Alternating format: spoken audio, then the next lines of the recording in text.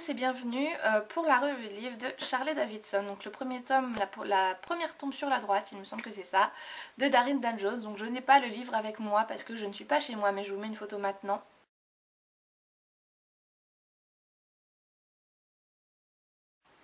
Voilà, donc aux éditions Milady.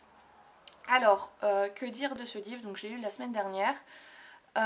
Et c'est une très très belle découverte. En fait, ça faisait plusieurs mois que j'avais envie de me procurer ce livre. J'en ai entendu tellement parler.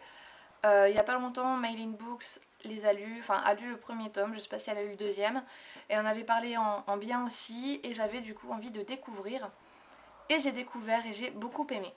Donc déjà par rapport à l'histoire, donc on découvre Charlie qui est une détective privée et qui en même temps est quelqu'un qui voit les morts, qui voit les fantômes, et qui est extrêmement cynique. Et ça c'est juste, voilà, un livre pour moi qui est censé être un peu humoristique, où il n'y a pas quelqu'un de cynique, pour moi ça me va pas. Et là le personnage principal est cynique et c'est vraiment que du bonheur à lire. Donc voilà, donc elle est détective et donc on la rencontre où elle trouve trois fantômes, trois morts, trois avocats qui travaillent dans le même cabinet. Et donc tout le livre va tourner autour de cette enquête où elle va essayer de trouver le meurtrier des trois avocats. Et en même temps, il y a une enquête parallèle parce que Charlie, dans ses rêves, voit quelqu'un, voit un homme, euh, et il se voit pas pour enfiler des perles, voilà, j'ai envie de dire ça. Et voilà, et elle se demande si c'est juste un rêve, si ce serait pas quelqu'un qui serait mort, pourquoi pas, etc. Donc elle va enquêter par rapport à cette personne et elle va découvrir que c'est quelqu'un qu'elle avait déjà vu ailleurs, mais je vous en dis pas plus là-dessus non plus.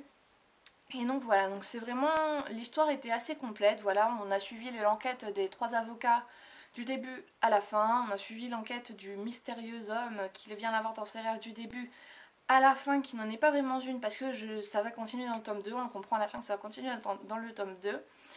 Et voilà, donc, du côté histoire j'ai trouvé ça génial, voilà, c'est pas palpitant non plus, c'est pas des enquêtes où on se dit ah là là, mais qui a pu tuer, qui a pu faire ça, mais c'est quelque chose qui est assez drôle parce que les fantômes sont des gens qui sont assez cyniques aussi, etc. Donc j'ai vraiment beaucoup aimé.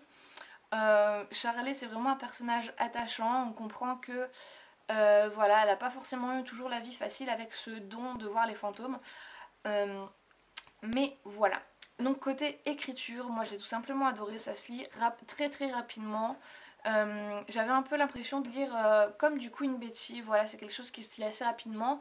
Et justement dans ses remerciements au début, l'auteur remercie Mary Janice Davidson qui est l'auteur de Queen Betty.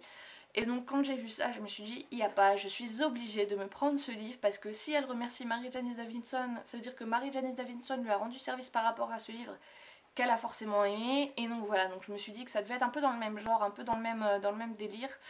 Donc c'est pas vraiment la même chose, mais c'est dans le même humour assez noir et assez bizarre et assez drôle de toute façon. Donc je me suis dit que j'étais obligée de l'acheter.